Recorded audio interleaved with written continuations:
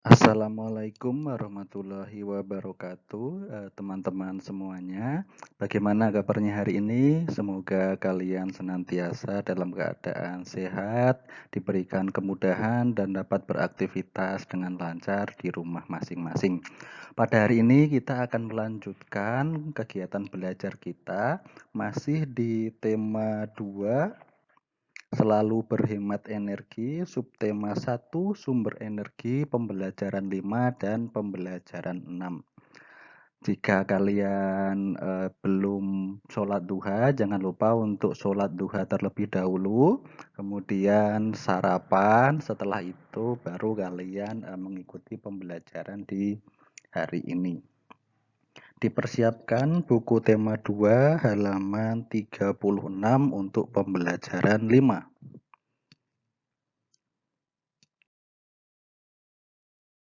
Nah, pada pembelajaran 5 di sini ada kegiatan untuk menyanyikan kembali lagu Menanam Jagung. Nah, pada kegiatan sebelumnya, pembelajaran sebelumnya kita sudah mempelajari tentang lagu Menanam Jagung yang diciptakan oleh Ibu Sud.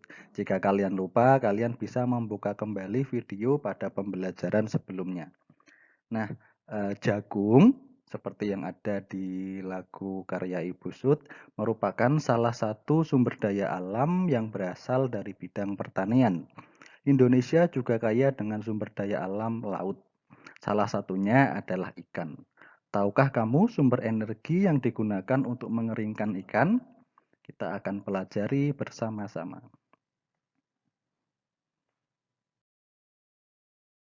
Nah, ini adalah kegiatan yang dilakukan oleh nelayan untuk mengeringkan ikan dengan cara dijemur.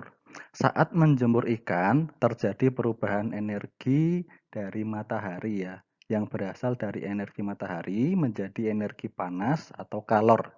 Jadi cahaya yang dipancarkan oleh matahari akan menghasilkan kalor yang nanti akan mengeringkan ikan. Kalor ini kemudian menguapkan kandungan air dalam ikan dan menjadikannya kering. Nah, ini adalah proses bagaimana energi matahari dimanfaatkan oleh manusia khususnya dalam kegiatan menjemur ikan.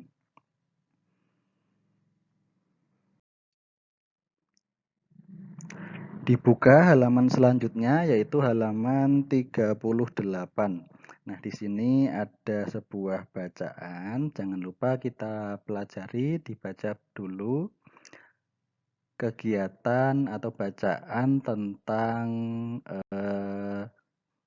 salah satu daerah dengan potensi sumber daya alamnya, yaitu daerah Banyuwangi.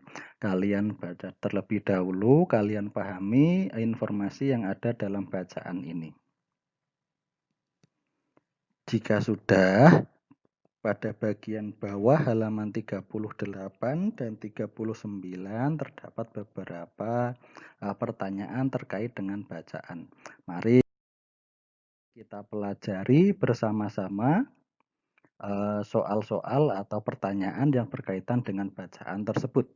Yang pertama, bagaimana kaitan antara letak Banyuwangi dengan sumber daya alam di wilayah tersebut? Jelaskan. Kaitannya adalah sebagai berikut. Letak Banyuwangi yang berada di timur Pulau Jawa dengan wilayah pantainya membuat Banyuwangi menjadi penghasil ikan terbesar kedua. Jadi potensi hasil laut dari wilayah Banyuwangi atau daerah Banyuwangi ini cukup besar ya. Mengingat letak daerahnya yang memang memiliki wilayah perairan yang cukup luas. Di sana pantainya juga cukup panjang, mencapai 175 km garis pantai di wilayah Banyuwangi. Lanjut ke soal yang nomor 2. Bagaimana kaitan antara sumber daya alam dengan kehidupan masyarakat Banyuwangi? Jelaskan. Hasil tangkapan ikan yang melimpah membuat industri perikanan terus berkembang. Dalam bidang perikanan, banyak masyarakat Banyuwangi yang bekerja sebagai nelayan, pekerja industri, dan pekerja industri rumahan yang berkaitan dengan olahan ikan atau sumber daya laut tersebut.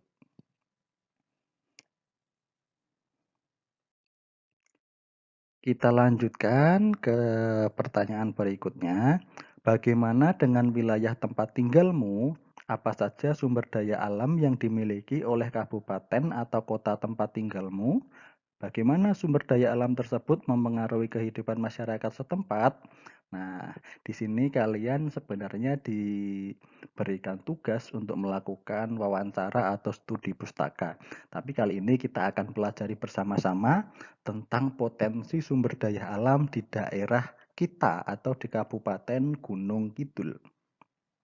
Kira-kira seperti apa? Nah, kurang lebih seperti ini.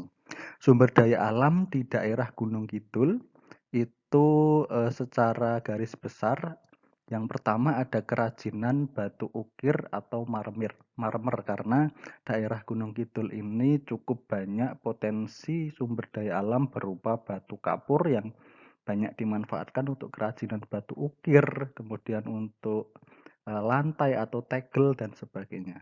Yang kedua ada industri makanan tradisional. Beberapa makanan tradisional yang khas dan cukup terkenal dari daerah Gunung Kidul ada krecek yang terbuat dari bahan dasarnya singkong, kemudian ada tiwul, ada gatot, dan ada walang. Yang ketiga dari bidang pertanian ada padi, kacang, jagung, dan sebagainya. Kemudian dari bidang peternakan ada ayam, kambing, sapi, kemudian ada juga telur yang diambil atau yang diproduksi dari peternakan ayam petelur dan lain sebagainya. Kemudian yang paling terakhir atau yang cukup banyak diminati oleh masyarakat utamanya dari luar Gunung Kidul adalah sektor pariwisata alam. Di Gunung Kidul cukup terkenal dengan daerah pantainya yang indah, kemudian ada beberapa gua-gua alami. Selain itu juga ada embung buatan yang banyak dikunjungi oleh wisatawan, baik dari dalam negeri maupun dari luar negeri. Sumber daya alam mempengaruhi kehidupan masyarakat di sekitar. Banyak masyarakat bekerja dengan memanfaatkan sumber daya alam di sekitar.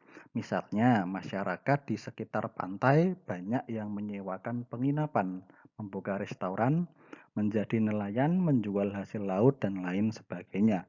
Begitu juga dengan masyarakat di sekitar daerah pertanian. Banyak yang bekerja menggarap lahan sebagai petani. Kemudian untuk beberapa orang lain yang mungkin tinggal di area perkotaan juga banyak yang bekerja sebagai wirausaha, wira swasta, dan lain sebagainya. Nah, jika sudah, kita akan lanjutkan pembelajaran di halaman 44. Nah, di sini kita akan belajar tentang salah satu sumber daya alam yang tidak dapat diperbarui, yaitu minyak bumi. Kita pelajari bersama-sama bacaan di halaman 44. Minyak bumi merupakan salah satu sumber energi. Kita sebagai warga negara mempunyai hak untuk memanfaatkan minyak bumi dalam mendukung aktivitas sehari-hari. Namun di sisi lain kita juga mempunyai kewajiban untuk menghemat penggunaan minyak bumi. Minyak bumi merupakan sumber energi yang tidak dapat diperbarui karena proses pembentukan minyak bumi membutuhkan waktu yang lama, bisa mencapai jutaan tahun. Permintaan untuk minyak bumi dari tahun ke tahun terus bertambah. Sebaliknya, ketersediaan minyak bumi dari tahun ke tahun terus mengalami penurunan. Dengan semakin langkanya persediaan minyak bumi, pemerintah mengimbau setiap warga negara untuk menggunakan minyak bumi secara bijak. Nah, dari sini kita tahu bahwa minyak bumi ini eh, merupakan sumber daya alam yang tidak dapat diperbarui dan penggunaannya pun semakin lama dia semakin sedikit. Sehingga kita harus menggunakan secara bijak, kita harus berhemat supaya minyak bumi ini tidak habis. Nah, di sini di bawah bacaan halaman 44 dan 45 ini ada 5 buah pertanyaan. Nanti coba kalian kerjakan di buku tugas masing-masing. Kita lanjutkan. Nah, ini adalah contoh beberapa poster ajakan untuk menghemat penggunaan minyak bumi atau menghemat penggunaan bahan bakar minyak.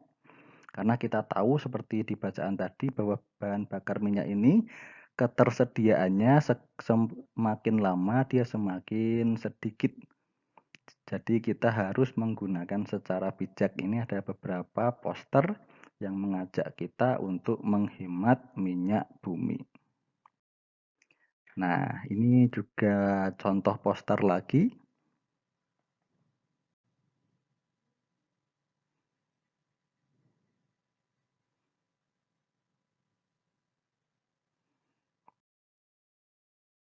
Nah, itu tadi materi untuk pembelajaran tematik hari ini.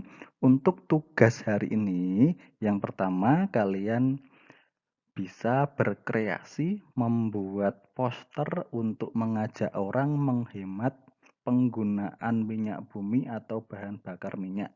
Posternya tidak harus sama dengan contoh poster tadi, kalian bisa berkreasi dengan ide-ide kalian sendiri. Yang penting nanti dalam poster itu ada informasi yang mengajak kita atau mengajak masyarakat untuk hemat menggunakan bahan bakar minyak.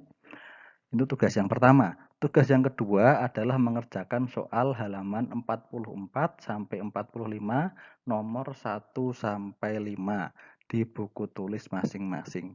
Ini adalah soal terkait dengan bacaan minyak bumi tadi. Jangan lupa diberikan hari, tanggal, kemudian mata pelajarannya tematik.